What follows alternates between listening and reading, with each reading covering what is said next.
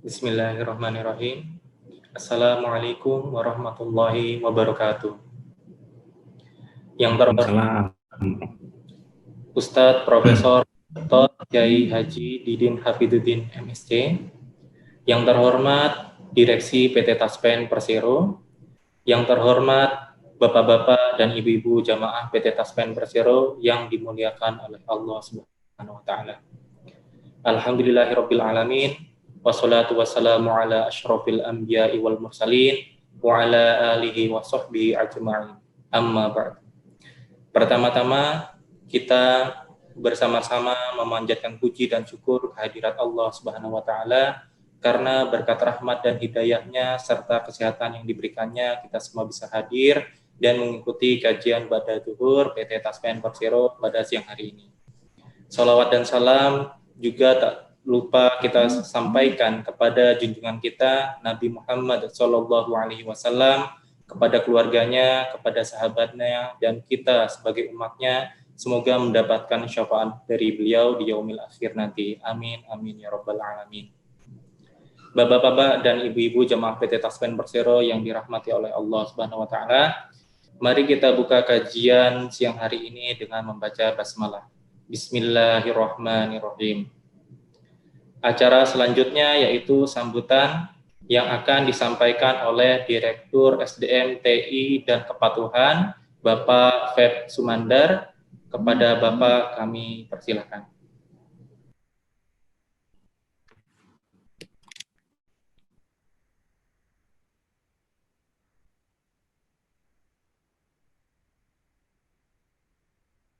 Assalamualaikum warahmatullahi wabarakatuh. Pertama kita ucapkan puji syukur kepada Allah Subhanahu wa taala karena tentu dengan ridhonya kita dapat berkumpul hari ini untuk dapat melakukan kajian zuhur pada zuhur hari ini di keempat kita melakukan puasa Ramadan di bulan yang penuh rahmat ini.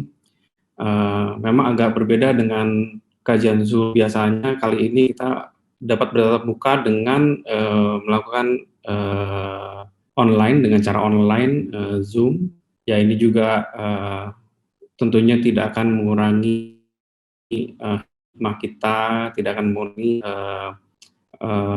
siraman ini akan kita dapatkan walaupun melalui online, dan juga kami mengucapkan terima kasih tentunya kepada rekan-rekan insan Taspen seluruh Indonesia yang juga tetap bersemangat untuk dapat mengikuti kajian zuhur hari ini, di mana kita semua tahu bahwa seluruh rakyat Indonesia saat ini juga sedang mengalami cobaan dari Allah Subhanahu wa taala di dalam menghadapi pandemi COVID-19 ini. Juga saya ucapkan kepada Bapak Ustadz Profesor Didin Hafiduddin yang telah hadir di online saat ini, yang dapat memberikan pencerahan kepada kita semua di Taspen dengan tema urgensi ekonomi syariah bagi masyarakat. Tentunya ini suatu tema yang menarik bagi kita terutama di Taspen untuk dapat menerima pencerahan yang luar biasa dari Pak Didin Hafiduddin. Tentu akhirul kata saya ucapkan sekali lagi terima kasih kepada Bapak Ibu sekalian telah hadir. Semoga kajian zuhur hari ini dapat memberikan kita pencerahan yang luar biasa dan juga dapat memberikan rahmat kepada kita semua agar kita dapat menjalani Ramadan kali ini di bulan penuh rahmat ini dengan sebaik-baiknya. Mungkin itu saja sambutan dari kami. Waktu kami kembalikan kepada MC. Wassalamualaikum warahmatullahi wabarakatuh. Terima kasih Bapak Feb Sumandar atas sambutannya. Mari Bapak-bapak Ibu jamaah PT Taspen Persero, kita lanjut ke acara berikutnya yaitu tausiah yang akan disampaikan oleh Ustadz Profesor Dr. Kiai Haji Didin Hafidzuddin MSc dengan tema urgensi ekonomi syariah bagi masyarakat. Bagi bapak-bapak dan ibu-ibu jamaah PT Taspen Persero yang ingin bertanya selama tausiah bisa disampaikan melalui WhatsApp dengan nomor 0812 1769 8761 dengan mencantumkan nama dan unit kerja serta pertanyaannya. Insya Allah nanti setelah tausiah disampaikan akan dijawab di sesi tanya jawab. Baik Bapak-Bapak Ibu jamaah PT Taspen Persero, mari kita saksikan tausiah dari Bapak Ustadz Profesor Dr. Didin Hafidzuddin MSc. Kepada Ustadz kami persilakan. Assalamualaikum warahmatullahi wabarakatuh. Waalaikumsalam. Bismillahirrahmanirrahim. Alhamdulillahirabbil alamin. Wassalatu wassalamu ala asyrafil anbiya'i wal mursalin sayyidina Muhammadin wa ala alihi wa sahbihi ajma'in. Wala haula wala quwata illa billahil aliyil azim.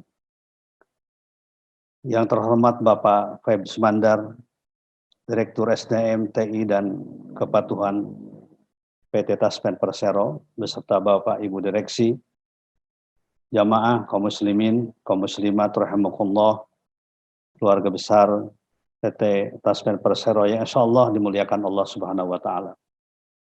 Alhamdulillah kita bersyukur kepada Allah Subhanahu wa taala, kita telah memasuki hari keempat kita berpuasa di bulan suci Ramadan yang penuh dengan keberkahan, kemuliaan dan keagungan. Mudah-mudahan Allah Subhanahu wa taala memberikan kesehatan kepada kita, memberikan kesempatan kepada kita semuanya sehingga mampu menyelesaikan ibadah-ibadah di bulan Ramadan ini dengan baik, dengan tetap penuh semangat, dengan tetap penuh husnudzon kepada Allah Subhanahu wa taala sehingga kita mampu meraih sebagai seorang yang bertakwa kepadanya. Kajian siang hari ini temanya adalah urgensi ekonomi syariah bagi masyarakat. Ada beberapa pokok yang ingin saya sampaikan pada kesempatan singkat ini. Yang pertama adalah bahwa salah satu ciri ajaran Islam yang mulia ini adalah bersifat sumuliyah. Apa yang dimaksud dengan sumuliyah? Mencakup semua bidang kehidupan. Komprehensif. Tidak ada satupun dalam kehidupan manusia ini kecuali tersentuh oleh ajaran Islam. Kecuali tersentuh oleh syariat Islam. Dari mulai masalah yang kecil sampai dengan masalah yang besar. Di dalam Al-Quran yang merupakan sumber dari ajaran Islam dan sunnah Rasulullah SAW dibahas masalah ibadah, kaitan kita, hubungan kita dengan Allah. Dibahas masalah pendidikan, dibahas masalah hubungan yang satu dengan yang lain, masalah keluarga dan juga masalah ekonomi. Bahkan di dalam Al-Quran banyak istilah-istilah ekonomi yang luar biasa. Kita mengenal ada istilah tijaroh, perdagangan. Ada istilah qard, pinjaman. Ada istilah al-bay', jual beli, dan lain sebagainya. Ini menggambarkan bahwa salah satu kandungan Al-Quran, yaitu baik ayat-ayat yang di Makkah maupun ayat-ayat yang di Madinah, atau ayat Makkiyah dan Madaniyah, banyak sekali hal-hal yang berkaitan dengan masalah ekonomi syariah atau ekonomi Islam. Ekonomi syariah itu adalah ekonomi yang berkaitan dengan akidah, berkaitan dengan keyakinan, berkaitan dengan akhlak. Jadi kalau ketika kita melaksanakan ekonomi syariah, itu adalah berkaitan dengan keyakinan kita kepada ajaran Islam, kepada prinsip-prinsip yang terdapat dalam ekonomi syariah. Karena memang ekonomi syariah karena bagian dari ajaran Islam, dan kita memang diperintahkan masuk ke dalamnya. Ya ayyuhalladzina amanu khulu fis-silmi kafah.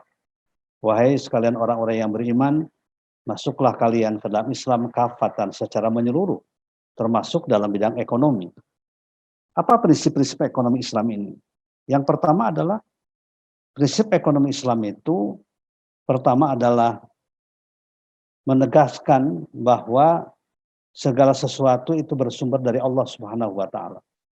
Kegiatan-kegiatan yang kita lakukan dalam kegiatan ekonomi itu adalah kegiatan yang tidak pernah terlepas dari ajaran Allah, dari ajaran Islam.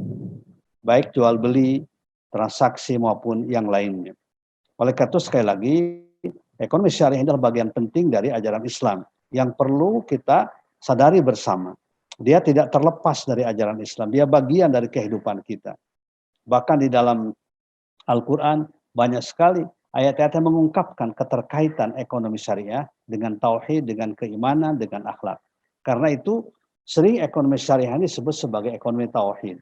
Ekonomi yang berdasarkan pada keyakinan, keimanan kepada Allah. Ya, ekonomi yang berdasarkan pada akhlak, membangun akhlak dan karakter. Apa yang boleh dilakukan dan apa yang tidak boleh dilakukan. Misalnya sebagai contoh, di dalam kita melakukan kegiatan ekonomi, perhatikan oleh kita apa yang tidak boleh dilakukan. Misalnya sebagai contoh, mempermainkan takaran timbangan kalau dulu itu. Kalau sekarang barangkali mempermainkan kualitas, ya dianggap kualitas yang terbaik padahal tidak. Made in sebuah negara padahal made in dalam negeri. Ada penipuan-penipuan. Nah ini berkaitan dengan akidah. Orang yang melakukan kegiatan itu maka termasuk orang-orang yang mempermainkan ajaran agama. Di dalam Al-Quran misalnya disebutkan wailul lil mutaffifin alladzina idza qtalu 'alan nasi yastawfun wa idza qaluhum aw wazanuhum yukhsirun ala yadhunnu ulaika annahum mab'usun liyaumin adzim. Kecelakaan buat orang-orang yang mutaffifin. Siapa mereka mutaffifin itu? Alladzina idza qalu 'alan nasi yastawfun. Apabila dia menerima sesuatu, membeli dari orang lain, dia ingin penuh, ingin sempurna. Tetapi ketika dia menjual kepada yang lain, maka dia berusaha untuk mengurangi. Ala yadhunnu ulaika annahum mab'usun. Apakah orang itu tidak punya keyakinan dia akan dikembalikan kepada Allah Subhanahu wa taala. Jadi ekonomi dalam Islam bukan semata-mata urusan dunia, tapi juga berkaitan dengan akhirat. Pedagang yang benar, pedagang yang jujur, dia adalah matinya dalam keadaan mati syahid, bisa bersama dengan orang-orang baik di surganya. At-tajirus shaduq ma'as syuhada fil jannah. Pedagang yang jujur, pedagang yang benar itu akan masuk ke dalam surga bersama orang-orang yang baik. Demikian pula yang lainnya. Kita dilarang melakukan transaksi jual beli sesuatu yang dilarang oleh agama. Melakukan perjudian dan melakukan tindakan-tindakan yang berkaitan dengan riba. Ini adalah beberapa prinsip yang berkaitan dengan ekonomi syariah. Nah, sekarang pilar ekonomi syariah itu ada 3 macam. Yang harus kita dukung bersama, yang harus kita kembangkan secara bersama-sama. Perwujudan dari keimanan kita kepada Allah Subhanahu wa taala. Nah, ketiga pilar ekonomi syariah ini ada diungkapkan secara eksplisit dalam Al-Qur'an surat Al-Baqarah ayat 275 sampai dengan 278. Yang pertama adalah sektor real kalau sekarang itu, al-bay istilah, jual beli sektor real. Perdagangan, jasa, industri dan lain sebagainya. Bahkan sekarang yang sedang sebelum COVID-19 ini yang luar biasa berkembangnya dengan pesat, bahkan di beberapa negara, di Korea, di Jepang misalnya ya, di Amerika, yaitu yang berkaitan dengan industri halal, makanan halal, dan industri pakaian muslim-muslim itu sedang berkembang luar biasa di sebelum COVID-19 ini. Nah, sektor ini harus juga menjadi perhatian bagi kita. Orang-orang yang beriman, kaum muslimin, hendaknya ikut mengembangkan ini. Karena ekonomi syariah itu bukan sekedar lembaganya ya, tapi juga kegiatan-kegiatan ekonomi yang bersentuhan dengan kebutuhan masyarakat. Bahkan para sahabat itu adalah mereka sebagian besar pedagang-pedagang. Apalagi sahabat yang berasal di Makkah, yang disebut dengan muhajirin. Ya, di Makkah itu kan tanahnya tidak subur. Jarang sekali hujan, bahkan mungkin setahun sekali juga tidak. Makanya sahabat Nabi yang berasal dari Makkah, mereka bergerak dalam perdagangan. Mereka bergerak dalam bidang ekonomi. Ya, bahkan 10 sahabat yang dijanjikan masuk surga oleh Rasulullah SAW karena perjuangannya pada Islam luar biasa, penegakannya luar biasa pada ajaran Islam, itu 9-nya adalah para pedagang. Pedagang-pedagang yang luar biasa, yang berhasil, mereka kaya. Tetapi yang menarik adalah diungkapkan dalam sejarah, bahwa pedagang-pedagang yang berhasil ini dalam dunia perdagangannya, dalam dunia bisnisnya, bukan semata-mata dipergunakan untuk kepentingan pribadi. Bukan dipergunakan untuk kemewahan hidupnya. Bukan untuk aksesoris kehidupannya. Tetapi sebagian besar dipergunakan untuk kepentingan masyarakat dan bangsa ketika itu. Misalnya sebagai contoh Abdurrahman bin Auf, seorang pedagang yang luar biasa, yang cekatan, yang jujur, yang pandai membaca situasi dan lain sebagainya. Keuntungannya tiap hari itu 2/3-nya dipergunakan untuk infak dan perjuangan. Bayangkan 2/3 tiap hari.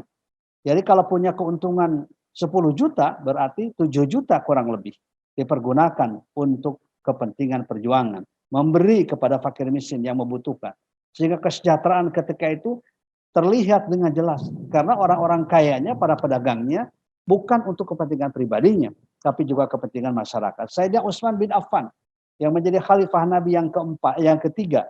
Beliau juga seorang pedagang yang berhasil. Ya, seorang pedagang yang berhasil.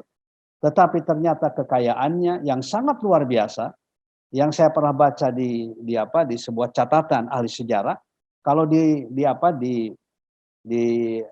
dirupiahkan sekarang, kekayaan Utsman bin Affan itu sekitar 14,7 triliun. Kalau Abdurrahman bin Auf sekitar 70 triliun.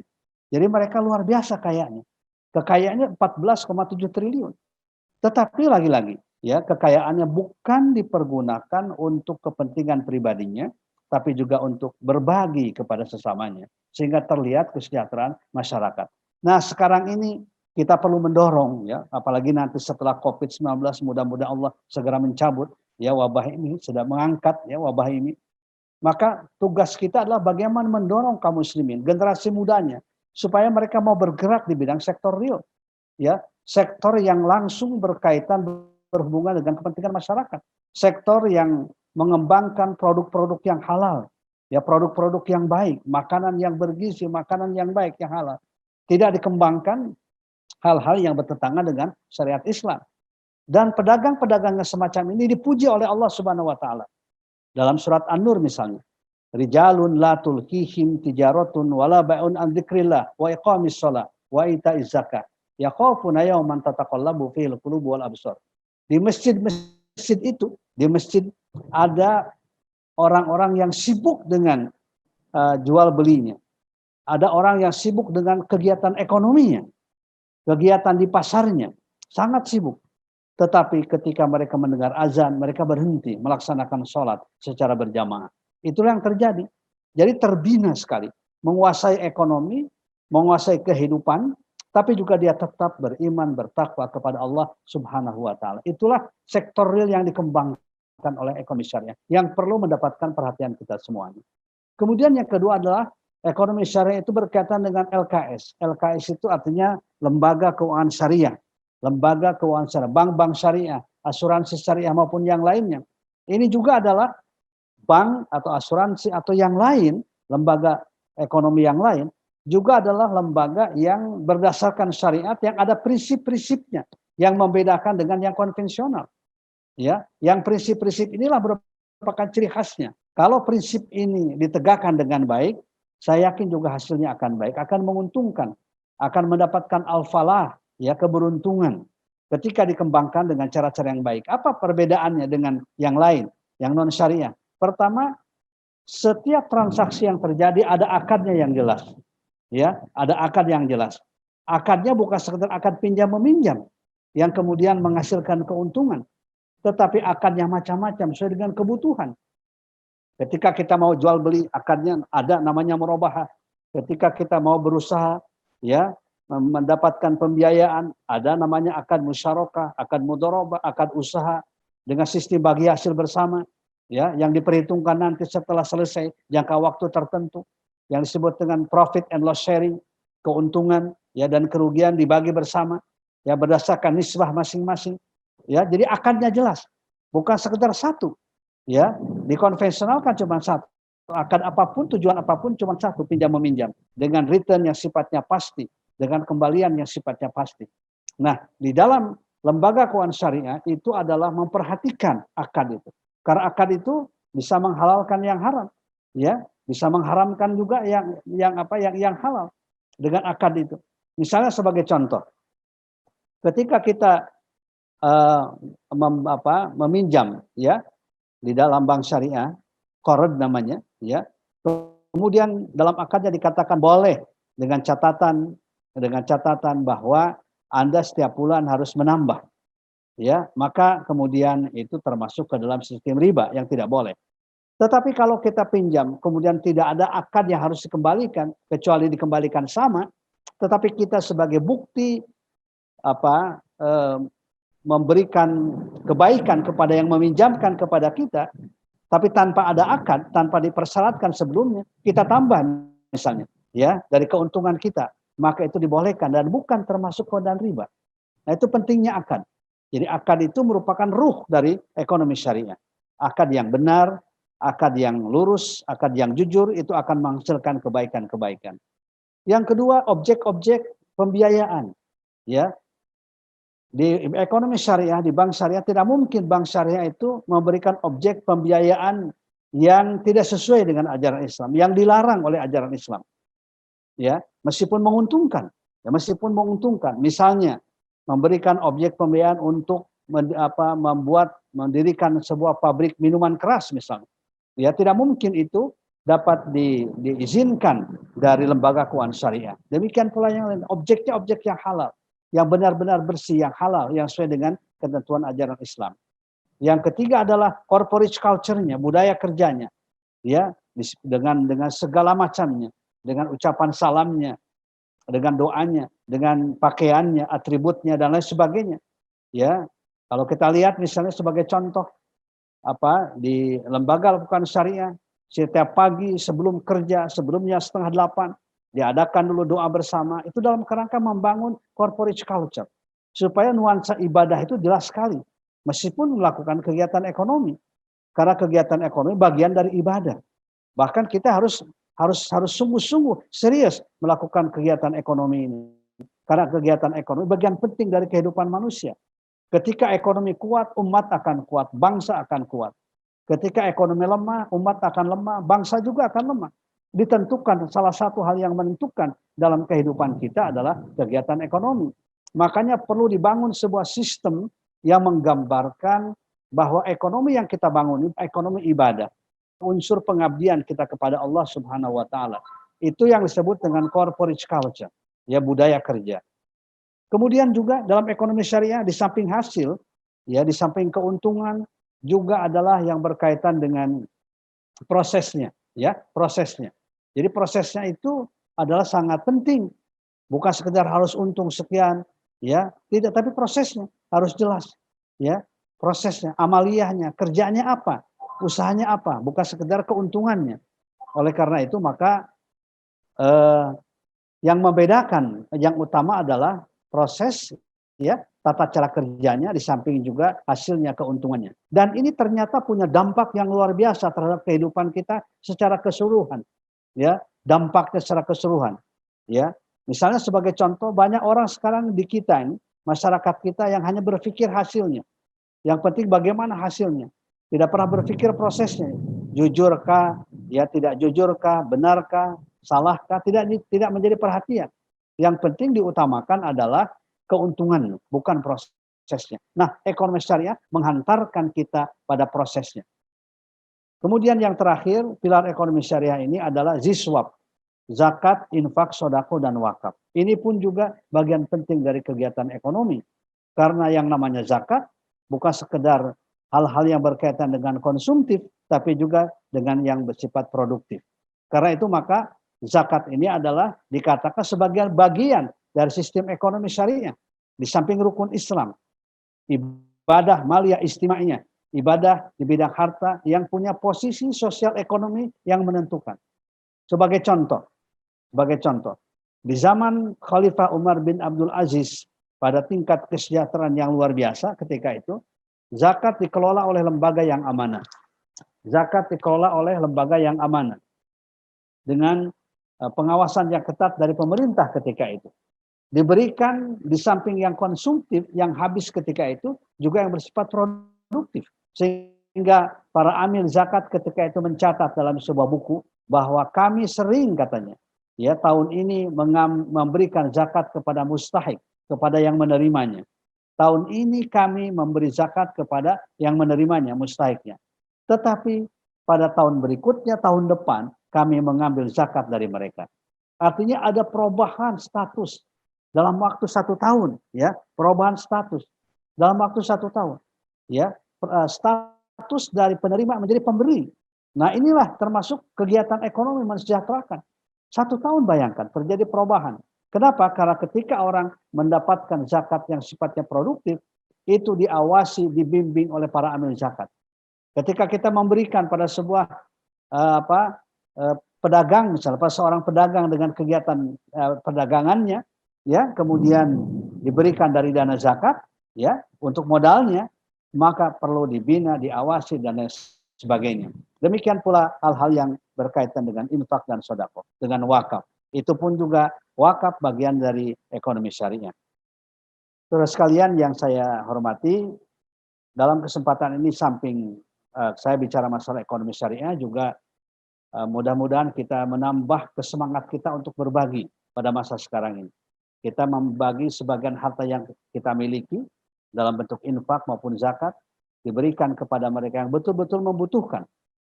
Apalagi pada saat sekarang ini banyak saudara-saudara kita yang mereka terutama pekerja harian yang kalau tidak bekerja dia tidak akan bisa menghidupi diri dan keluarganya, maka kemudian kita ikut berpartisipasi dengan aktif, ya, untuk membagi sebagian dari harta mereka diberikan kepada mereka yang membutuhkan. Demikian yang dapat saya sampaikan. Terima kasih dan mohon maaf ini atas gangguan teknis, ya, karena hujan besar di sini dan juga angin sehingga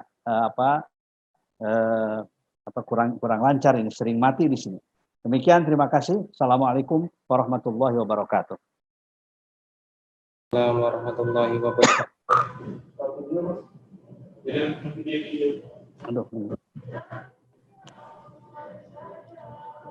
Alhamdulillah, terima kasih Ustadz atas tausiahnya. Ustadz, kita lanjut dengan sesi acara berikutnya, yaitu tanya jawab Ustadz. Di sini sudah ada beberapa pertanyaan yang kami rangkum dari seluruh karyawati seluruh PT Taspen Persero. Nah, ada pertanyaan pertama Ustadz dari Ibu Imi Zuaida, Divisi Analis Investasi. Pertanyaannya Ustadz, apakah infak bisa diniatkan untuk dua kepentingan dunia dan kepentingan akhirat? Misalnya infak diniatkan untuk mencari ridho Allah, juga untuk mencegah bala bencana. Ya, baik. Saya jawab dulu ya. Ya. Boleh saja, niat baik dua-duanya boleh. Ya, misalnya kita berinfak, bersedekah, mudah-mudahan Allah akan menjaga kami dari berbagai macam musibah, boleh. Karena memang dalam hadis diungkapkan, as-shadaqatu tadfa'ul bala. Sedekah itu akan menjauhkan kita dari berbagai macam musibah. Ya, jadi boleh punya niat demikian. Ya, demikian pula misalnya kita niatkan ingin mendapatkan ridha Allah Subhanahu wa taala. Ya, boleh saja dua-duanya, bahkan lebih dari dua pun boleh. Asal baik semuanya. Ya, orang mencari ilmu. Saya mencari ilmu dengan tujuan supaya saya tidak bodoh gitu ya. Tahu apa yang harus saya lakukan. Saya mencari ilmu supaya saya punya keterampilan, supaya saya punya penghasilan pendapatan yang halal, ya, dan supaya saya mendapatkan ridho dari Allah Subhanahu wa taala, boleh saja. Jadi tujuan utamanya adalah keridhaan Allah akhirat, tetapi boleh ada tujuan-tujuan antara, ya, tujuan-tujuan yang bersifat duniawi, ya. Saya misalnya menyekolahkan anak, tujuannya agar anak ini menjadi orang yang soleh, mendapatkan ridho dari Allah. Tapi boleh juga kita mengatakan mudah-mudahan Anda punya ilmu bermanfaat bagi masyarakat, boleh saja. Selama tujuannya baik, baik itu tujuan yang akhirat maupun juga tujuan yang dunia, boleh kita lakukan. Ada nggak? Halo? Hilang itu. Halo? Ya Ustadz. Baik. Oke, baik. Untuk pertanyaan selanjutnya Ustadz. Dari Ibu Diwa dari kantor cabang Madiun. Izin bertanya, apakah hukumnya menjadikan jaminan pinjaman dengan surat-surat penting seperti SK kepegawaian, sertifikat tanah, BPKB, dan sebagainya menurut ekonomi Islam? Terima kasih atas penjelasannya Ustadz. Iya,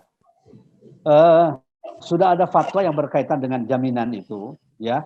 Kalau kita misalnya mendapatkan membeli barang ya lewat bank syariah, maka boleh bank syariah meminta jaminan, ya, boleh, tetapi tidak harus ya, boleh saja. Jaminan itu bisa dalam bentuk surat-surat SK yang tadi itu ya, atau jaminan dengan harta yang lain boleh saja ya, dijaminkan untuk bukti kepercayaan, kesungguhan kita dalam melakukan suatu kegiatan ekonomi ya, supaya juga bagi yang pihak bank misalnya juga merasa tenang ketika ada jaminan, meskipun jaminan itu bukan suatu yang wajib, sesuatu yang dibolehkan saja ya. Misalnya kalau orangnya ya itu bisa dipercaya, apalagi sudah lama misalnya menjadi nasabahnya, maka tidak memberikan jaminan pun tidak apa-apa. Tapi kalau misalnya kita masih ragu, ya boleh saja kita mengambil dan meminta jaminan dari mereka dalam bentuk surat-surat yang berharga, PPKB misalnya tadi, SK kepegawaian kita dan lain sebagainya, boleh saja.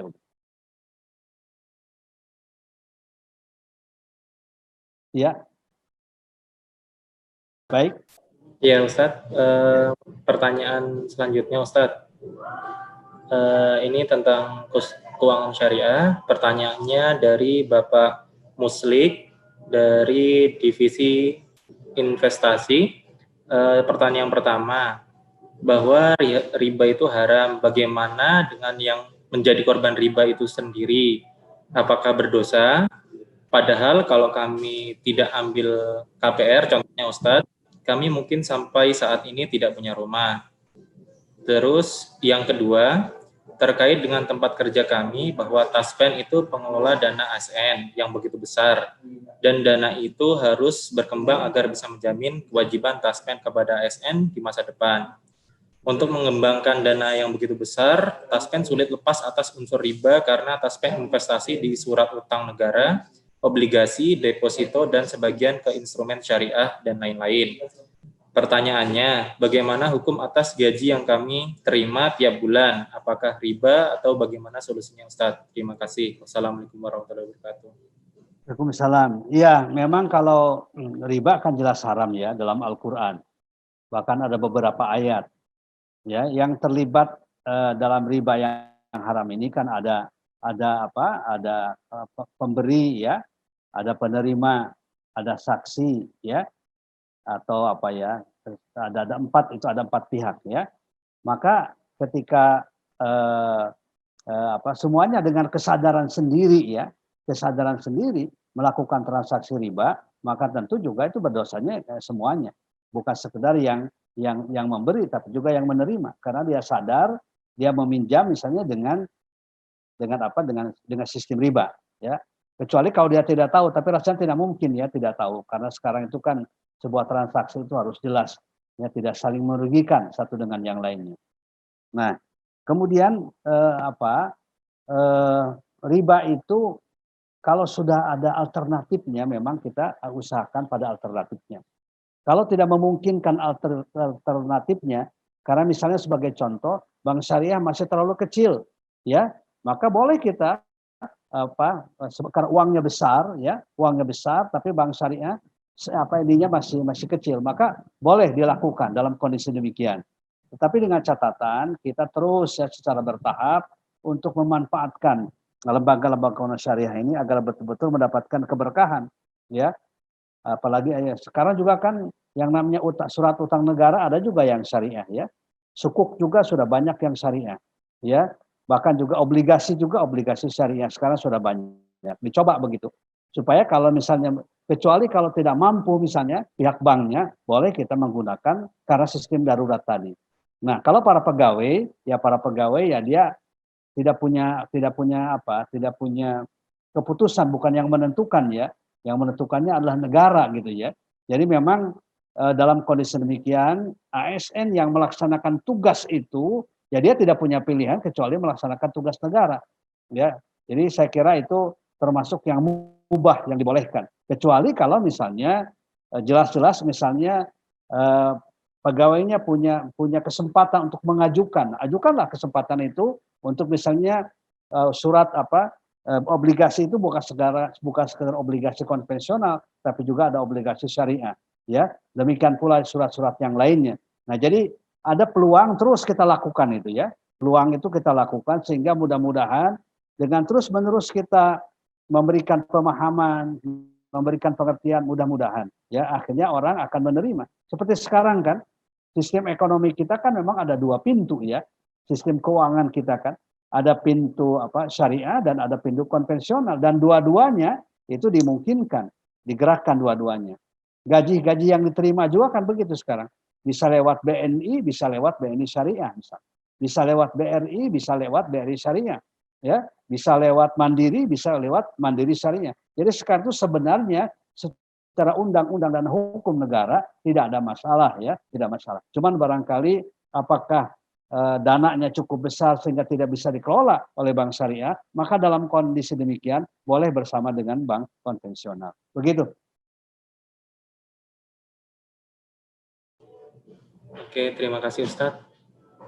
Mungkin kalau 2 pertanyaan lagi masih bisa ya Ustadz ya? Bisa, silakan. Oke. Pertanyaan selanjutnya Ustadz. Dari Bapak Yuda dari kantor cabang Denpasar. Pertanyaannya, di situasi seperti ini bagaimana sikap seorang pengusaha kepada karyawan di tengah dilarangnya PHK, tapi pemasukan untuk bisnis tidak ada, sehingga untuk membayar gaji karyawan pun tidak ada. Terima kasih Ustadz. Wassalamualaikum warahmatullahi wabarakatuh. Salam. Memang ini wabah COVID-19 ini kan tidak terduga sama sekali ya, tidak pernah kita prediksi. Ya, ini sekaligus juga menyadarkan kita sebagai makhluk yang lemah akan kekuasaan Allah Subhanahu wa taala. Tidak pernah kita bayangkan sebelumnya. Bahkan di akhir tahun pun juga tidak pernah kita bayangkan akan terjadi.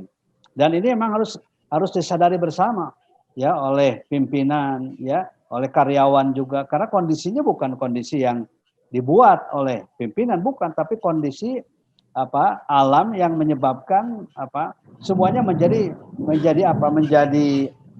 terputus ya, kegiatan bisnis juga terputus ya, demikian pula kegiatan-kegiatan juga terputus sehingga tidak ada income yang masuk. Kalau tidak ada income yang masuk, apa yang harus diberikan? Ya, paling tidak ada kesadaran itu semuanya bahwa ini adalah masalah kita bersama yang harus kita tanggung bersama.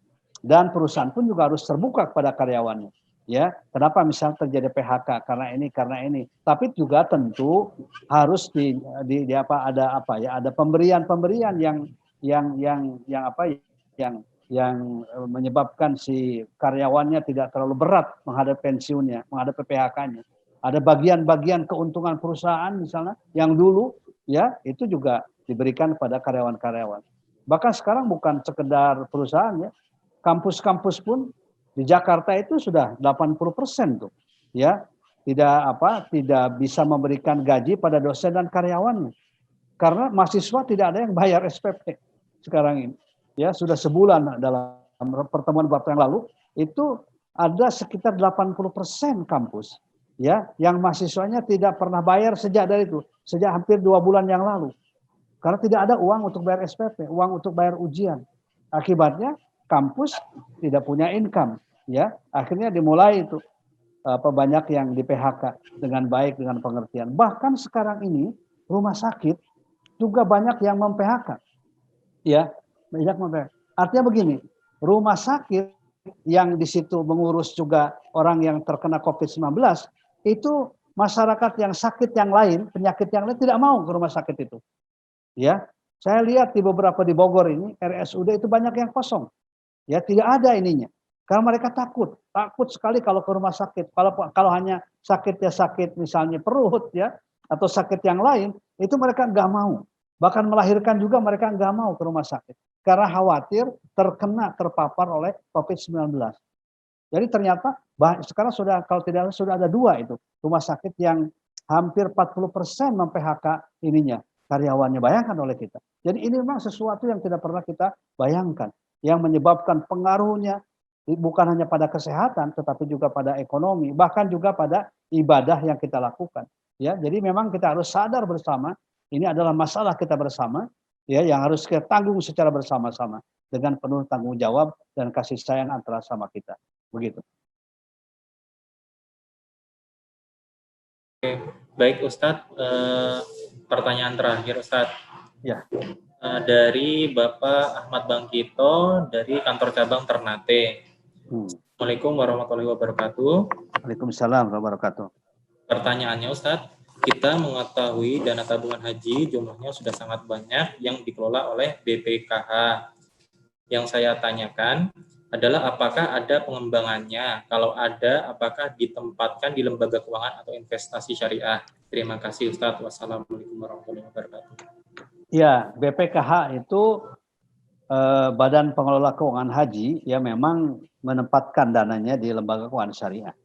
Tapi dalam bentuk surat-surat ya, dari samping juga dalam bentuk mudharabah, skim mudharabah.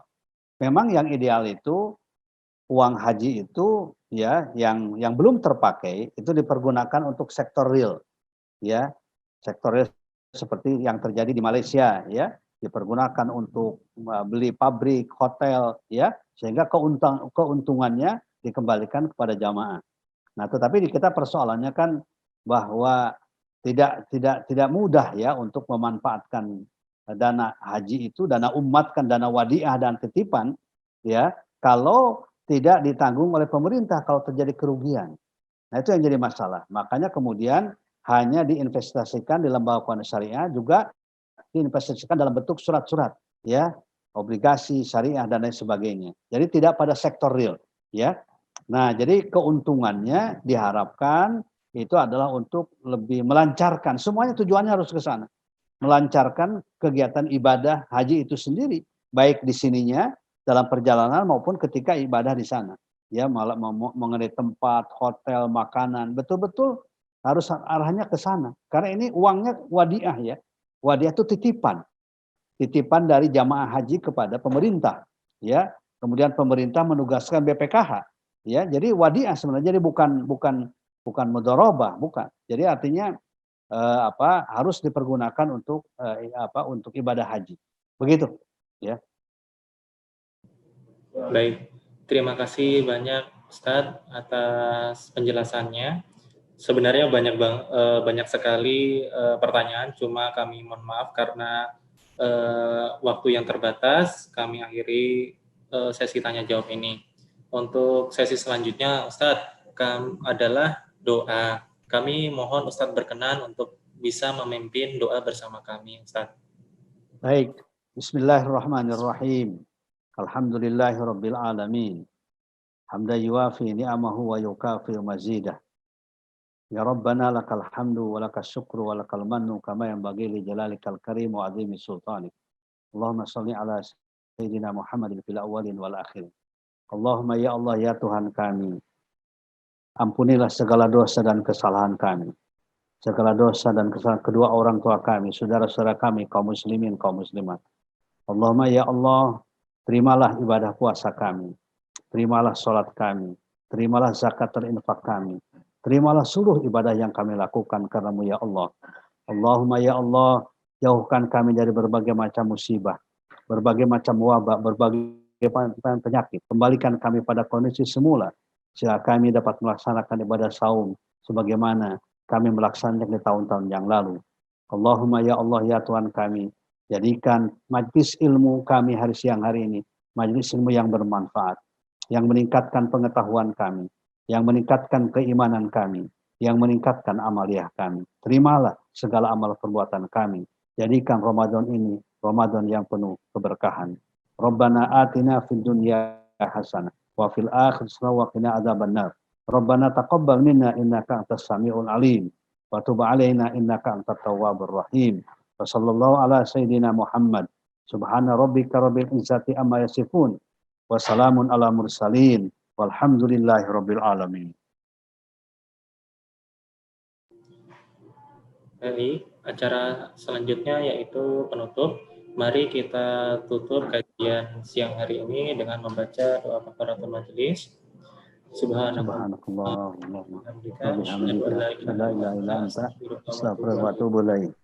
Demikian yang dapat kami sampaikan atas nama Panitia Ramadan 1441 Hijriah PT Taspen Persero. Lebih kurangnya kami mohon maaf. Billahi taufik wal hidayah. Wassalamualaikum warahmatullahi wabarakatuh. Waalaikumsalam warahmatullahi wabarakatuh. Kepada Bapak Direktur SDM TI dan Kepatuhan Bapak Febs Mandar, dan kepada Bapak Ustadz Profesor Dr. Kiai Haji Didin Hafiduddin MSc yang bersedia menyediakan waktunya untuk kami. Terima kasih. Semoga segalanya dapat diberikan balasan yang terbaik oleh Allah Subhanahu wa taala. Amin ya rabbal alamin. Amin. Wassalamualaikum warahmatullahi wabarakatuh. Waalaikumsalam warahmatullahi wabarakatuh.